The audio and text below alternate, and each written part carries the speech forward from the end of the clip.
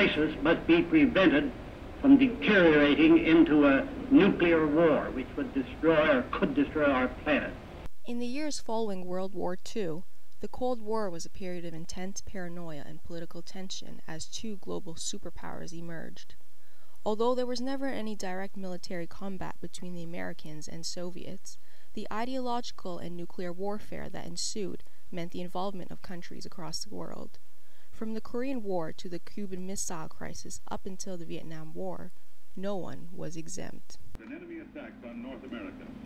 Listen for further instructions. Canada was a key player in this volatile atmosphere. The Diefenbaker government wanted to assert sovereignty over land which was also fought over by Greenland, Denmark, and the United States. In 1953, 7 Inuit families were forcefully relocated from their homes in the Hudson Bay to the barren Arctic landscape of Ellesmere Island, the most northerly landmass on the planet. Ellesmere Island was known for its strategic proximity to the Soviet Union.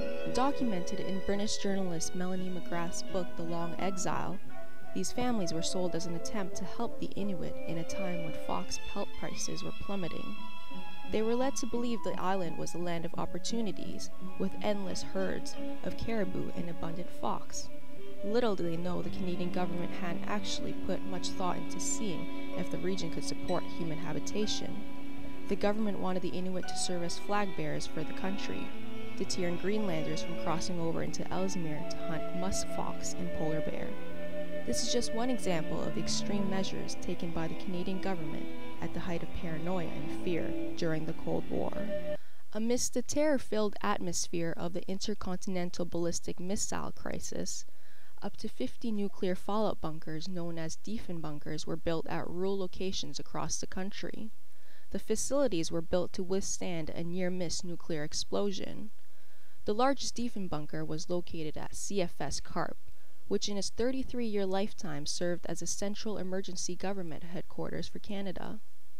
Despite being decommissioned in 1994, the Diefenbunker is now preserved as a National Historic Site to increase interest in and ensure a critical understanding of the Cold War. In maintaining the most important surviving Cold War site in Canada, the Diefenbunker is successful in conveying the attitude of paranoia and fear that was so prevalent during the time period.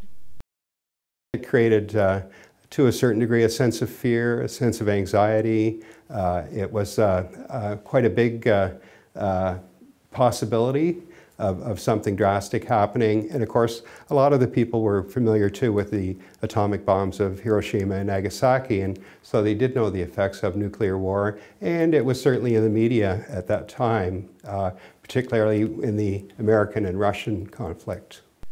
The Canadian government, feeling so threatened by the possibility of nuclear warfare, had essentially constructed a safe haven for those providing a thin thread of continuity of government. The unique thing about the Diefenbunker itself in Carp is that it was built to house not only the Prime Minister of the time, but also the Governor General, the senior cabinet members, so that they could ensure there would be a continuity of government operations in the event of an occurrence.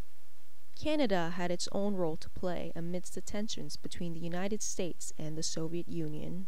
We were somewhat strategically placed between the Soviet Union and the United States. So of course we were a first line of defense. We had, of course, 3 giant radar lines across our country, so we would have picked up any bombers coming over the north. The Canadian Air Force participated with the American Air Force in putting sonobuoys all around North America so we could listen in for any submarine traffic and that sort of thing. So North American military, United States and Canada, cooperated very much, and especially civil defense people as well, had to cooperate so that we could fend off this attack together. As illustrated, the Diefenbunker in all its intricate details were specifically designed to fend off a nuclear attack and provide shelter for the lifeblood of the nation. It was built in the heat of paranoia and fear that symbolized the Cold War.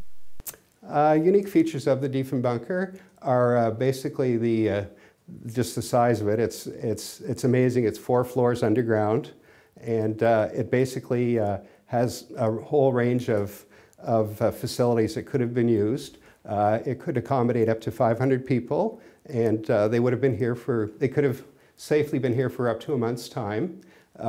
basically with provisions and accommodations. And underground there was communication centers, there were plotting rooms, there were a whole range of different areas where people could actually function in the event of an emergency.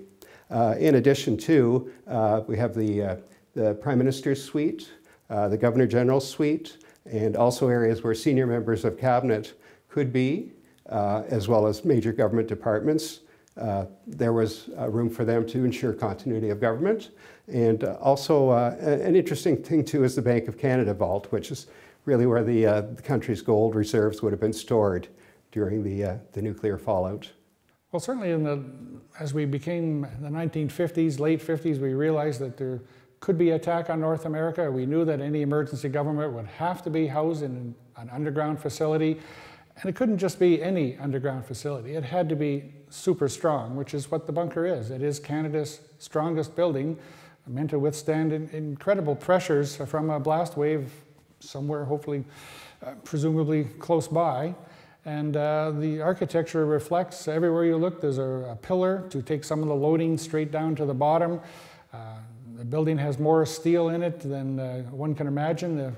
Some people say, actually, if you just add another 20% more steel, you could take the steel out of the concrete and make the Eiffel Tower. We have so much steel in this underground structure so that it can survive. It had to protect our emergency government and our communication people for the Army in the event of a nuclear war, and it had to be Canada's strongest building. Beaton also mentions the site is the headquarters for Rex Zero, an interactive exhibition dedicated to the world of fictional character Rex Zero. Working in collaboration with acclaimed writer Tim Wynne-Jones, the Diefenbunker has recreated Rex's world in order to provide a youth perspective on the Cold War in Canada. Rex is an 11-year-old boy with a keen sense of adventure and rather active imagination who moves to Ottawa one summer and is caught up in the paranoia and excitement of the Cold War. Air raids, bomb shelters, and gas masks are on everyone's mind, and television specials on Cuba and the Soviet Union only fuel the fire. Wynne-Jones does a masterful job of capturing the time period in a novel that will not only appeal to boys today, but to their great-uncles and grandfathers as well. These three elements, McGrath's novel The Long Exile, The Diefenbunker, and Wynne-Jones's Rex Zero series, serve the purpose of providing a portrait of the sheer magnitude of the Cold War, how nuclear paranoia and fear made everyone feel they could be targeted. Extreme precautions had to be taken in the event of an attack, whether it be the relocation of Inuit to the high Arctic or the building of a Diefenbunker. This is Belinda Ha reporting for Historical Representation's final project.